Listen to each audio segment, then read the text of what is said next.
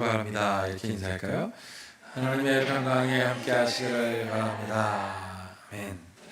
자, 오늘은 양의 문이 되는 교회라는 제목을 가지고 함께 같이 말씀을 나누겠습니다. 이 말씀을 나누기 전에 우리 믿음으로 함께 같이 선포하겠습니다. 성경은 하나님의 말씀입니다. 오늘도 하나님께서 주님의 말씀의 종을 통해 이 성경의 진리를 나에게 선포하실 것입니다. 아멘. 자, 오늘은 양의 문이 되는 교회라는 제목으로 은혜를 나누고자 합니다. 여러분, 오늘 말씀의 제목을 보면 교회는 무엇인가 정의되어 있습니다. 교회는 양의 문이다 하는 뜻이에요.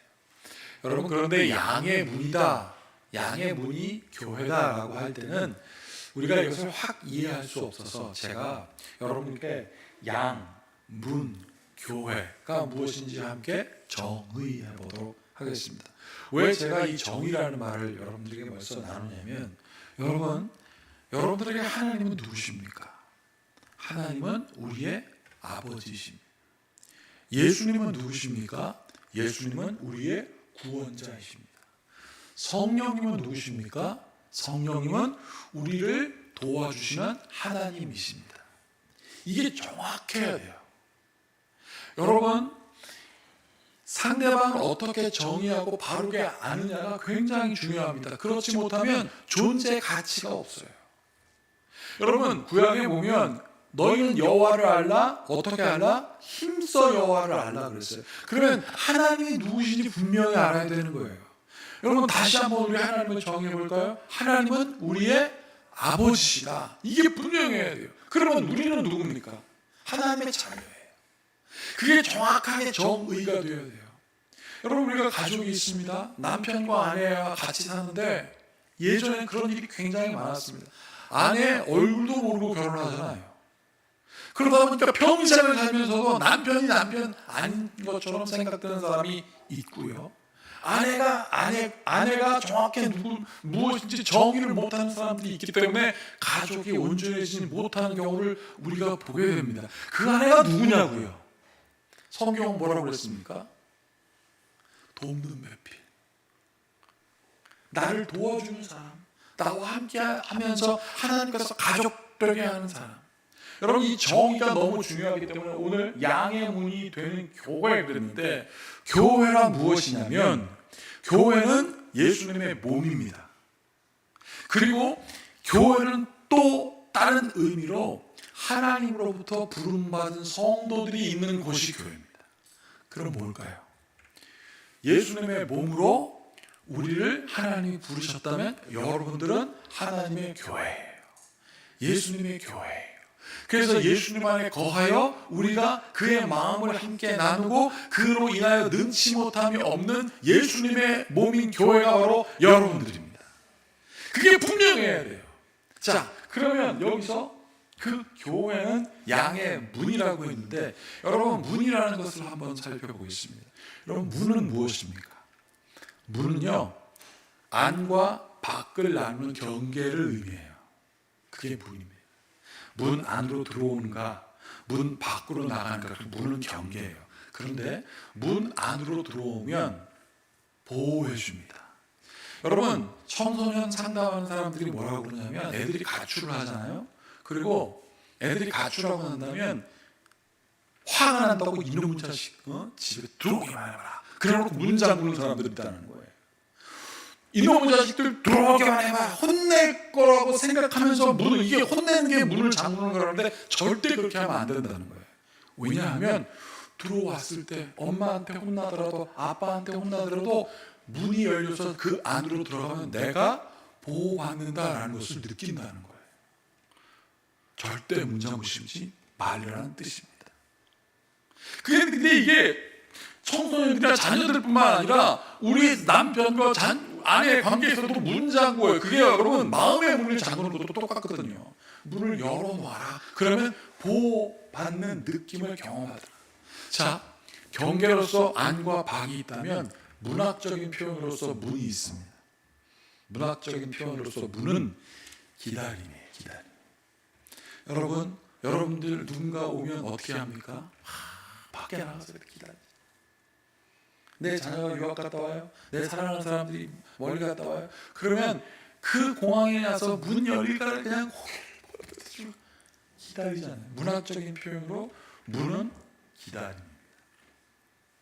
제가 한 번은 우리나라 다큐멘터리에 해녀에 대한 다큐멘터리를 봤어요. 그런데 전 세계 우리나라에만 해녀가 있대요. 물론 일본에도 있는데 왜 우리나라에만 해녀가 있냐고 하냐면 직업군으로 분류된 해녀는 우리나라밖에 없답니다.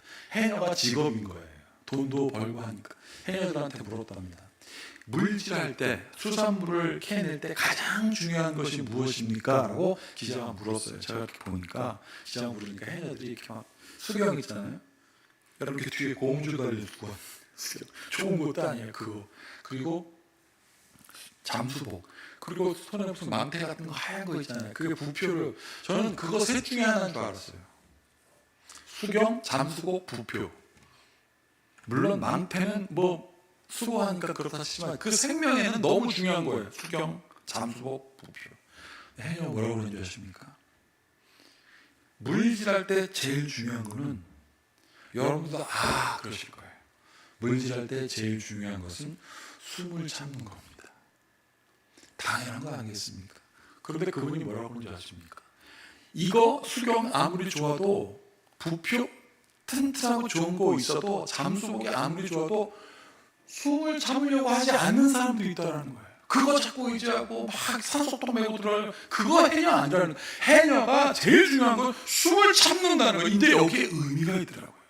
그래서 기자가 물었어요. 그럼 두 번째는 무엇입니까? 그러면 그때 뭐 또 수경 나올 줄 알고 이렇게 봤더니 뭐라는 줄 아십니까? 두 번째는 견디기입니다. 숨을 참고 견뎌야 해산물을 수확할 수 있다는 거예요.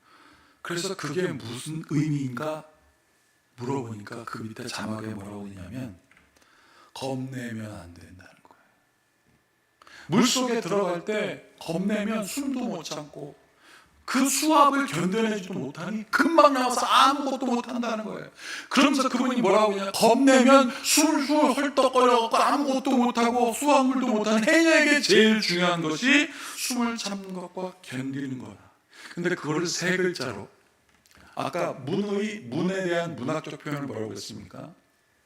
기다림. 무엇인가 기다릴 때는 겁내지 말고 숨을 깊이 들이쉬고 견디는 것이 기다림이었어요. 사랑하는 여러분, 우리 주님께서 여러분들을 위하여 두려워하지 않고 십자가에 달려 돌아가셨고, 주님께서 만난 사람들마다 예수님께서는 그들의 모든 아픔을 고백할 때 다 견뎌내시고 그것을 지키셨기 때문에 우리에게 구원의 은총이 있었다는 사실입니다. 사랑하는 여러분, 두려워하지 마십시오. 주님께서 여러분과 함께 하십니다. 왜냐하면 하나님은 아버지시고 여러분들은 자녀이기 때문에. 여러분, 예수님께서 많은 사람들을 만났어요. 근데 이 사람들은 딱 저 양과 같은 사람들이었어요. 양을 정의해 드리겠습니다. 양에는 10가지 특징이 있다고 하더라고요. 첫 번째는 양은 시력이 좋지 않습니다. 3m 이상을 보지 않는데요. 그러니 잘 안 보이니까 뭐가 생기겠습니까? 두렵죠. 안 보이니까. 양은 두려워요. 두려움을 많이 타. 그리고 잘 속는답니다. 잘 안 보이니까 옆에 있는 개가 늑대라고 생각할 때도 있고, 그 개가 언제는 양일 때도 있는 것 같고, 그래서 잘 속기 때문에 목자가 양을 잘 데리고 다닐 수가 있대요. 잘 속으니까. 자, 세 번째는 양이 잘 넘어진답니다. 여러분, 양털 한번 이렇게 많아지면 어떻게 돼요? 엄청 무겁거든요. 근데 양 다리는 가늘으니까 잘 넘어지고, 또 한 번 넘어지면 여러분 못 일어난대요. 이렇게 배를 하늘로 들고. 그러니 이 야들야들한 배가 나오니까 언제든지 죽을 수 있어서 양은 두려움이 많답니다. 중심을 잡지 못한대요. 자, 6번째는 양이 그러면 순종하고 잘 따라야 되는데 고집이 또 엄청 세요. 잘 안 보이잖아요. 풀밭에 가면 여기저기 바라보면서 먹을 거 쫓아다녀야 되는데 바닥이 드러날 때까지 그대로 먹는다는 거예요, 양이. 그래서 성경에 오늘 말씀에서도 23편에 푸른 초장 쉴만한 물가로 목자가 데리고 다니지 않으면 양은 계속 풀 뜯어 먹다가 죽는다는 거예요. 그런데 양에게 또 놀라운 특징이 있는데, 귀도 본능이 굉장히 강하대요. 집으로 돌아가려고 하는 마음.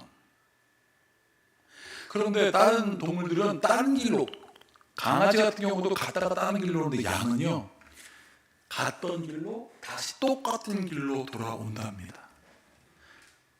그리고 양은 방어력이 없대요. 공격할 수 있는 게 없다는 거예요. 그러면 이 양 10가지 특징 중에 9가지는 다 뭡니까? 연약하다, 돌봄이 필요하다. 아버지신 하나님께서 여러분들에게 오늘 예수님이 뭐라고 하셨습니까? 나는 선한 목자고 너는 그가 기르시는 양이다. 여러분, 우리가 당신은 주님의 양입니다. 그러면 우리가 내가 착한가 봐. 아니에요. 고집도 세고요, 잘 넘어지고요, 기다리지 못하고 돌봄 필요한 존재가 난 거예요. 양의 마지막 10번째 특징이 뭐냐면 죽을 때는 순진하시더라. 여러분, 우리 주님께서 여러분들을 양이라고 한 것은 무엇입니까? 따라해 보십시오. 나는 돌봄을 받아야 한다. 여러분들은 돌봄 받아야 되기 때문에 하나님의 아버지신 거예요. 그게 정확하게 정의가 되고 내가 하나님의 기르신 양이면 하나님께서 지켜주시는 거예요. 그렇기 때문에 교회와 문과 양이 무엇인지 우리가 정확하게 정의해야 되는데, 예수님께 오는 사람들은 다 양과 같아요. 기다리지 못해요. 몰라. 그러면서 예수님께서 뭐라고 하냐면, 예수님 빨리 왕이 되어 주십시오. 예수님 빨리 저 로마를 정복해 주시고, 예수님 우리의 모든 것을 해결해 주십시오. 그래서 예수님께서 왕이 되면 내가 오른편, 저 사람 왼편. 제자들이 엄청 싸웠지 않아요? 예수님께 와갖고 율법에 대해서 막 얘기하는 사람들은 무엇이냐면, 아까 해녀들한테 뭐가 중요하냐, 수경이 중요해요, 잠수복이 중요해요 말하는 사람과 똑같습니다. 예수님에게는 그게 중요하지 않아요. 이게 중요해요. 예수님, 난 두려워요. 나를 지켜주십시오. 그럼 예수님께서 뭐라고? 두려워하지 말고 헛떡거리지 말고 나를 보고 숨을 고라. 깊이 숨쉬고 견뎌내라. 내가 너와 함께한다. 그래서 오늘 예수님께서 어떻게 하시냐면 본인을 정의해 주십니다. 정의하는 게 굉장히 중요해요. 여기 보세요. 예수께서 이 비유로 그들에게 말씀하셨으나 그들은 그가 하신 말씀이 무엇인지 알지 못하니라. 왜요? 기다리지 않는 거예요. 자, 23절 같이 읽어보겠습니다. 그러므로 예수께서 다시 이르시되 내가 진실로 진실로 너희에게 말하노니 나는 양의 문이라 하고 예수님께서 정의하시는 거예요. 나는 양의 문이에요. 내 안으로 들어와, 내가 지켜줄게. 그게 문이에요. 그러면서 예수님께서 또 뭐라고 말씀하셨습니까? 진실로 진실로 다시 이르노니, 그러면서 우리를 듣게 하시죠.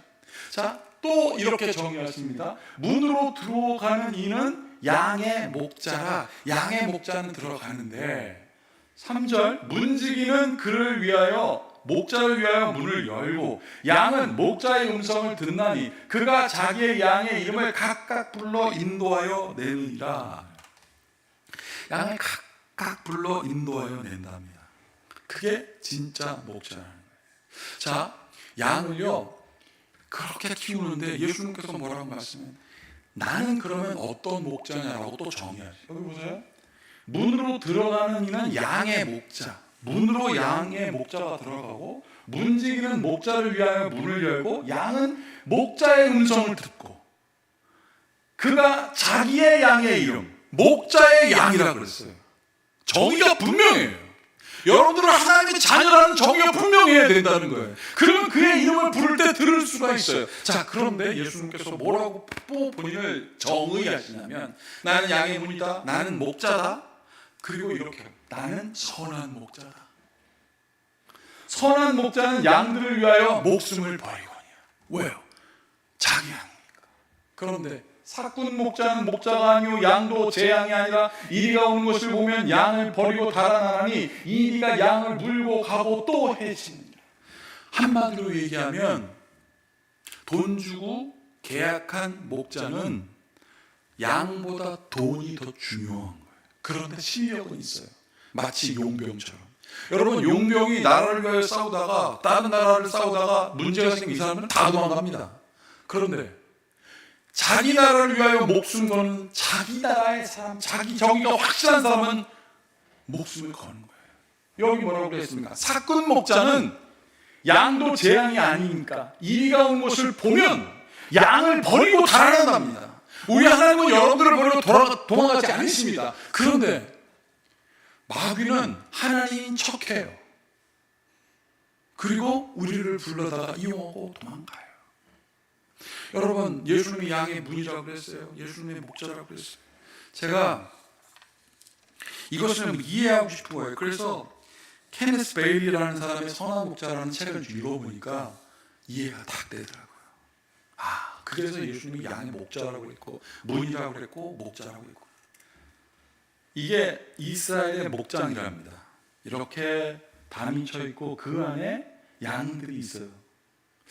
자, 그런데 여기에는 어떤 목자의 양만 들어가는 것이 아니라 이 안에는 공동 목장이라 이 양, 저 양, 제 양, 그 양 다 들어가 있다는 거예요. 자, 그런데 어떻게 양들이 목자의 음성을 알아들을까?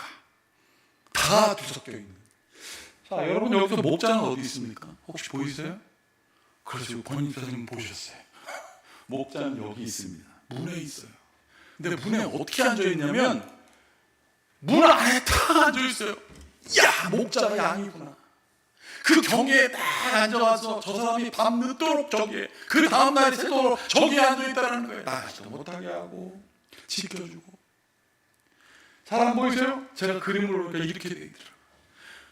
목자가 문이었어요. 예수님이 그래요. 나는 문이다. 양들이 나를 통하여 그럼 내가 지켜준다. 여러분, 그런데 저 안에서 저 많은 뒤섞여 있는 양들을 어떻게 음성을 깨닫게 해주는가, 제가 책을 읽어보니 이렇게 돼 있더라고요. 목장 안에 들어가면 양들이 막 뒤섞여 있어. 처음에는 얘네들이 어떻게 잘 안 보이잖아요. 뚱뚱하잖아요. 이 뒤섞이고 막 그러다가 막 짓밟혀서 죽고 막 그 안에서 난리가 난다는 거예요. 못 알아들으니까. 근데 목자가 양들이 목자의 음성을 듣게 하는 특별한 훈련법이 있다는 거예요. 그게 뭐냐면 14시간 동안 굶겨요. 14시간 동안 아무것도 안 먹이는. 그건 양들이 신경쇠약에 걸린답니다. 먹으려고. 막 처음에는 머리로 쥐박 날리다가 배가 고프니까 막 냥맹 그러고 날리다가, 그때 목자가 문을 탁 열고 양을 지나가게 하면서 이름을 부른다는 거예요. 신광아. 그러면 양이 배가 고프잖아요. 먹이를 주는 목자를 냥 그러다. 그럼 그때부터 목자의 음성을 듣는다는 거예요. 막 배고프고 힘들어 그러다가 목자가 이름을 부르면서 딱 끼니까 그 기다림의 시간이 딱 들어가면 그 다음부터 목자가 저 많은 양들 중에서도 작은 목소리로 그것도 부른다는, 예외가 없대요. 100% 듣는다는 거예요. 사랑하는 여러분, 14시간 동안 안 먹였어요. 여러분, 길어요? 우리 기준에 보면 별로 긴 것도 아니에요. 근데 양들은 신경쇠약이 걸릴 정도로 긴 시간입니다. 그런데 그 기다림 끝에 뭐가 들렸습니까? 목자의 음성이 들린 거예요. 사랑하는 여러분, 여러분들 때로는 기다림이 지칠 때가 있습니다. 그러나 분명히 아십시오. 주님께서 여러분들의 이름을 부르십니다. 100% 예외 없이 하나님의 음성을 듣고 푸른 초장 쉴만한 물가로 인도하신다는 하나님의 뜻을 기억하시기를 바랍니다. 여러분, 그래서 우리가 사도행전의 부흥을 이해할 수가 있겠다. 다 함께 읽어볼까요? 그들이 사도의 가르침을 받아 서로 교제하고 떡을 떼며 오로지 기도하기를 힘쓰니라. 여러분, 사도들의 가르침을 받았어요. 이게 뭐예요? 정확하게 정의받고 싶은 거예요. 정확하게 알고 싶은 거예요. 하나님에 대해서 가르치는 사도들에게 듣고, 그 사도들이 어떤 사람들입니까? 처음에는 숨을 참는 것, 견뎌내는 것 중요한 사람이 아니었어요. 예수님 왕 되십시오. 그런데 부활하신 주님을 경험하고 주님이 그들 안에 들어가니까 그들이 그 깨달음을, 정의를 가르친 거예요. 그러니까 이 사람들 어떻게 해요? 서로 교제해요. 그리스도 안으로 들어왔어요. 서로 떡을 뗐어요. 그런데 저 때가 언제입니까? 굉장히 박해가심한 때였어요. 그 어려움 속에서도 그들은 떡을 떼고 서로 교제했습니다. 그리고 마지막에 어떻게 했어요? 기도하기를 힘쓰니라. 여러분, 기도가 뭡니까? 하나님의 음성을 듣는 시간. 여러분들이 말하는 시간도 되지만 하나님의 음성을 듣는 시간이며 더하기 하나님의 뜻을 기다리고 하나님의 뜻을 바라보는 시간이 기도하는 시간입니다. 제가 개척할 때였어요. 우리 국복 집사님은 이러니까 아실 거예요. 그때 아이들이 많았어요.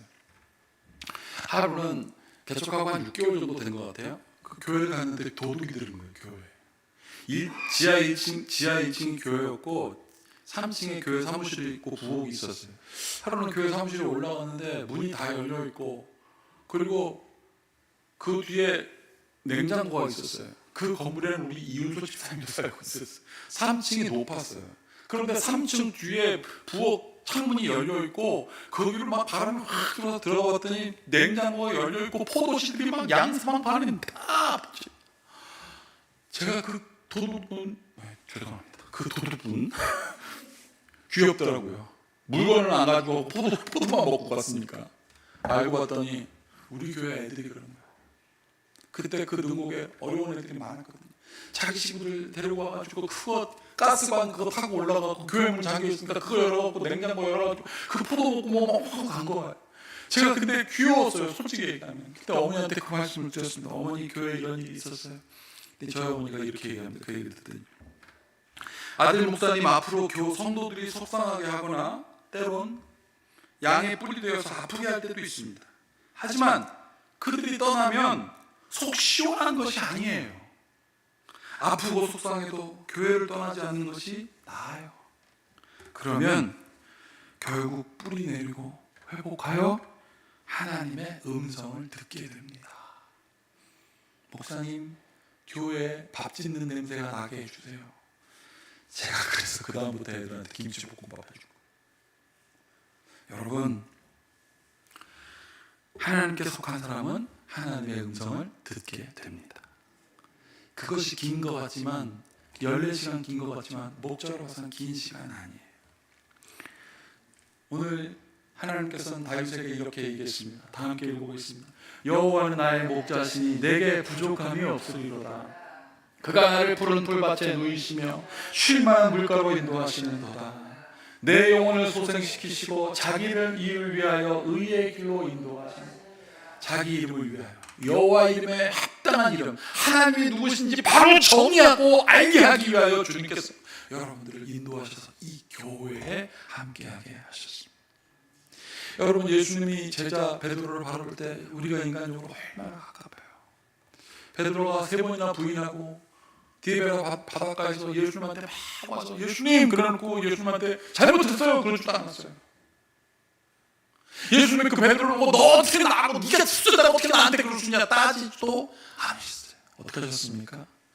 베드로야, 이름을 불러요. 네가 나를 사랑하느냐, 네가 나를 사랑하느냐, 네가 진짜 나를 사랑하느냐 말씀하시면서 3번 부인한 베드로의 마음을 위로해 주십니다. 그때 베드로가 이렇게 얘기합니다. 주님, 내가 주님을 사랑하시는 것을 주님이 아시나이다. 사랑하는 여러분, 주님께서 여러분들의 음성을 들으십니다.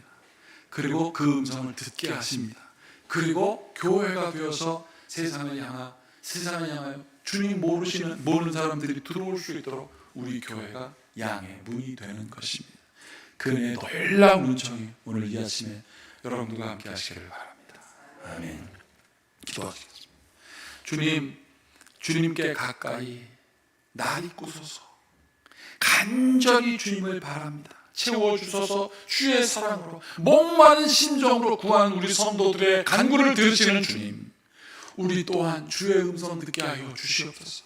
너무 겁이 많고 너무 두려워서 숨을 헐떡 잃을 때마다 주님 찾아오셔서 깊은 숨 쉬게 하여 주시고, 그래서 우리로 하여금 견뎌내는 힘도 주시는 주님, 주의 은혜 가운데 거하여 양의 문이 되신 예수님의 몸에 거하여 안정감을 누리는 주의 성도들 되게 하여 주시옵소서. 예수님의 이름으로 축복하며 기도하옵나이다. 아멘.